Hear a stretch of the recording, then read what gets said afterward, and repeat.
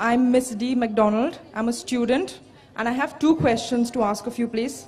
The first one is, in one of the first few chapters of the Quran, it is written that if a woman disobeys her husband, he is given full permission to beat her and keep her locked up in solitary confinement, thus withholding her from any intimacy until she toes the line, following whatever he says.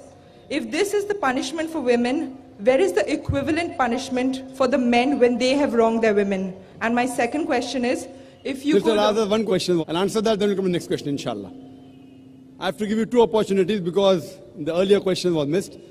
बहन ने सवाल किया है कि इस्लाम में कुरान में लिखा हुआ है कि मर्द को इजाज़त है कि वो अपनी पत्नी को बेहद मार सकता है, तो क्या ये सही है? लेकिन अगर शोहर ऐसा करे तो क्या बीवी को परमिशन है उसे मारने की? ये उसका सवाल था. जो बहन सवाल कर रही है वो कुरान मजीद की एक आयत का हवाला दी ने उनने, मैं देना चाहता हूँ. सूरह निसा का सूरा नंबर 4 आयत नंबर 34 में जहाँ लिखा हुआ है कि अगर बीवी शोहर की बात नहीं मानती, कुछ हराम करती या नाफरमानी करती है, तो पहले शोहर बीवी को प्यार से समझाना चाहिए. नहीं समझती है तो उसको डांटी दे सकता है. उसके बाद बिस्तर पे नहीं साथ में रहना चाहिए, यानी इट्स अ ग्रेटर पनिशमेंट. पहले प्यार से समझाओ, फिर डांटी दे के बोलो, फिर बिस्तर पे मत सो साथ में. उसके बाद अरबी लफ्ज दरबा, आप उसको लाइटली मार सकते हैं. और हदीस में आता है कि अल्लाह के रसूल फरमाते हैं ये लाइट मारना की मिसाल है कि मिसवाक से मारना. मिसवाक मतलब नॉट टूथब्रश, टूथब्रश से आप पीट भी सकते, होता है ना हैंकरचीफ या रुमाल से मारना. It is a symbolic beating. और अल्लाह के रसूल फरमाते जब आप बीवी को मारे तो कभी चेहरे पे मत मारो, ऐसा मत मारो कि निशान रह जाए. उसका मतलब ये मारना सिर्फ एक चेतावनी है, कह रहा है आप लिमिट के बाहर जा रही है. तो ये मारना is more of a symbolic beating, it is not a physical pain. वो शोहर जब बीवी को मारता है उसको दर्द पहुंचाने के लिए नहीं मार रहा है, क्योंकि अल्लाह के रसूल ने कहा कि चेहरे पे मत मारो, निशान नहीं आना चाहिए. उसका मतलब आस्ते से मारो. क्यों? मतलब ये आप अपनी हद पार कर चुकी है, ये अल्टीमेट वार्निंग है. लेकिन उसी तरीके से अगर शोहर बीवी को अपना हक नहीं दे रहा है, उस वक्त ये सेम नहीं हो सकता. क्यों? अगर बीवी शोहर को मारेंगी तो शोहर थोड़ी बीवी को छोड़ेगा, कि कुरान की आयत है उसके पहले ही सूरह निसा सूरा नंबर 4 आयत नंबर 34 में कि मर्द के पास ज्यादा ताकत है, लेकिन उसको इख्तियार है कि अगर शोहर उसको हुकूक नहीं दे रहा है वो शोहर से प्यार से बात करे. आप क्यों मुझे हुकूक नहीं दे रहे? अगर नहीं मानता है तो आर्बिट्रर लेके आओ, शोहर के तरफ से एक बड़े को बुलाओ, बीवी की तरफ से बुलाओ, बैठ के बात करो. फिर भी नहीं होता है, हुकूक नहीं दे रहा है, तो वो जाके काजी के पास निकाह फस्ख कर सकती है. निकाह फस्ख मतलब अगर शोहर उसके हुकूक नहीं दे रहा है, मिसाल के तौर पे रोज मारता है, रोज गाली देता है, हक नहीं दे रहा है, तो वो काजी के पास जाके निकाह फस्ख कर सकती है. मतलब नलिफिकेशन of the marriage. Hope this answers the question, sister. I would like to know a little more about the Ahmadi sect, because I only know that they believe that your Prophet Muhammad is not the last prophet to come. And so could you please tell me a little bit more about them?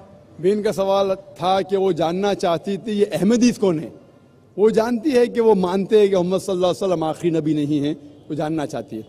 Ahmadi एक ऐसा फिरका है जो कहता है कि मोहम्मद सल्लल्लाहु अलैहि वसल्लम आखिरी रसूल नहीं है. कुरान की आयत साफ कहती है, सूरह अहज़ाब की सूरा नंबर 33 आयत नंबर 40 में, मा काना मुहम्मदुन अबा अहदिम मिन रिजालिकुम वलाकिन रसूलुल्लाह व खातिमुन नबीन व काना अल्लाहु बिकुल्लि शैइन अलीमा. मोहम्मद सल्लल्लाहु अलैहि वसल्लम आप में से किसी के भी वालिद नहीं हैं, और वो अल्लाह के रसूल है, और वो खातिमुन नबीन है. अल्लाह सबसे ज्यादा इल्म रखता है. इससे मालूम पड़ता है कि मोहम्मद सल्लल्लाहु अलैहि वसल्लम रसूल थे और आखिरी नबी थे. लेकिन नबी और रसूल के दरमियान फर्क है कि नबी अल्लाह के भेजे हुए नबी होते, इंग्लिश में कहेंगे प्रॉफिट. रसूल वो नबी है जिसके पास रिसालत भी आ चुकी है, जिसके पास रिसालत भी आ चुकी. That prophet who has been given a message, he is called as a messenger. लेकिन जब اللہ فرماتے ہیں کہ آخری نبی اس کا مطلب آخری رسول بھی, کیونکہ رسول ہونے کے لیے نبی ہونا ضروری ہے, لیکن ہر نبی رسول نہیں ہے, ہر رسول نبی ہے. تو اگر اللہ فرماتے آخری نبی تو اس کا مطلب آخری رسول بھی. لیکن احمدی لوگ, قادیانی لوگ کہتے نہیں, نبی کا مطلب جس کے پاس رسالت آئی, پیغام آیا, رسول مطلب جس کے پاس پیغام نہیں آیا. تو ایک رسول کی جس کے پاس پیغام نہیں آیا وہ آنے والے ہیں, اور کہتے مرزا غلام قادیان وہ رسول ہے, جو بالکل غلط ترجمہ ہے. وہ نبی اور رسول کو الٹ پلٹ کرتے, they gave different meaning for both. تو انہوں غلط معنی لے کے کہتے ہیں کہ قرآن میں لکھا ہے کہ اللہ کے رسول آخری نبی ہے, نبی مطلب اونچا درجہ ہے, رسول نیچے آتا ہے, اس لیے رسول آ سکتے ہیں. غلط ترجمہ کرتے اور کہتے کہ مرزا غلام احمد محمد صلی اللہ علیہ وسلم کے بعد بھی رسول آئیں گے, ان میں سے ایک ہے مرزا غلام احمد قادیان جو کفر ہے. کفر مطلب جو اسلام کے خلاف ہے, قرآن کے خلاف ہے, اللہ کے رسول کے خلاف ہے. That's the reason I say they deviated. وہ صحیح مسلمان نہیں ہیں. جو بھی کوئی کہتا ہے کہ اللہ کے رسول محمد صلی اللہ علیہ وسلم آخری نبی آخری رسول نہیں ہے, they are doing kufr. وہ مسلم ہو نہیں سکتے. Hope that answers the question. Thank you. And I've come here especially to ask you this question, which has been playing on my mind from the time I was a kid. Yes, Sister Hillary, you're most welcome to ask the question. Hillary who climbed Mount Everest, that's Hillary. Yes, Sister, most welcome to ask the question. Adam and Eve had 2 sons, right? Yes. Cain killed Abel. Fine.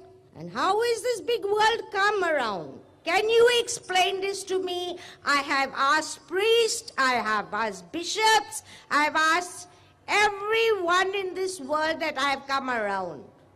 I've been to Australia, Taiwan, Singapore, all over, but nobody can give me this explanation.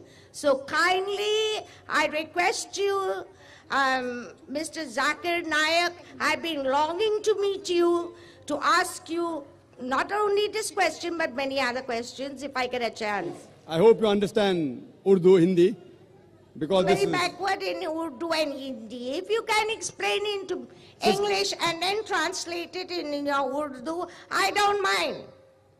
Okay, sister. First I'll give the answer. Because you're a non-Muslim, I'll give you an exception. Normally when I speak in English, I only answer in English. If I speak in Urdu, I only answer in Urdu. I'm more comfortable with English. So I'll give you an opportunity, sister.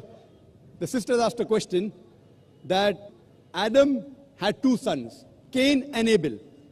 In Islam also, in the Quran, Habil or Qabil.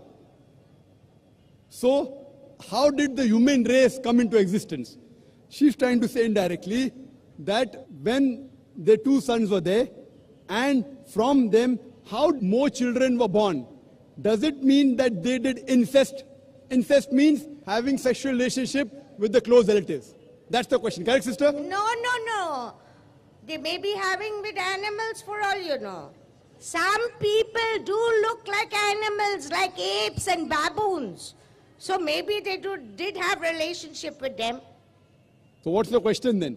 My question is, how did this world come? I want to know the truth. How did the world come to know the truth of what? I want to know how did such a big world come around? How did they come? That's what I'm telling you. How did it come into existence? So that's what I'm telling you. Yeah. How did the world come into existence? According to the Quran, according to the Bible, the first pair of human beings were Adam and Eve, peace be upon them both. Both of them were the first human beings. And Allah says in the Quran, and I quoted that in my talk, in Surah Nisa, chapter number 4, verse number 1, Ya ayyuhan nasu ttaqu rabbakum allazi khalaqakum min nafsin wahida wa khalaqa minha zawjaha. O humankind, reverence your guardian Lord, who has created you from a single person and created like nature is made, and from it twins, multiple women and men. That means all of us, sister, are children of Adam and Eve. How are we children? Because they had children, and from them there were many children. What people object to is that how come the children of Adam, peace be upon him, and Eve, peace be upon her, how did the children have sex amongst themselves, and how did the human race continue? The point to be noted, sister, is that the major concept of Islam about oneness of God not to do idol worship. It's the same from Adam alayhi salam till Prophet Muhammad, peace be upon him, sallallahu alaihi wasallam. But the minor points kept on changing.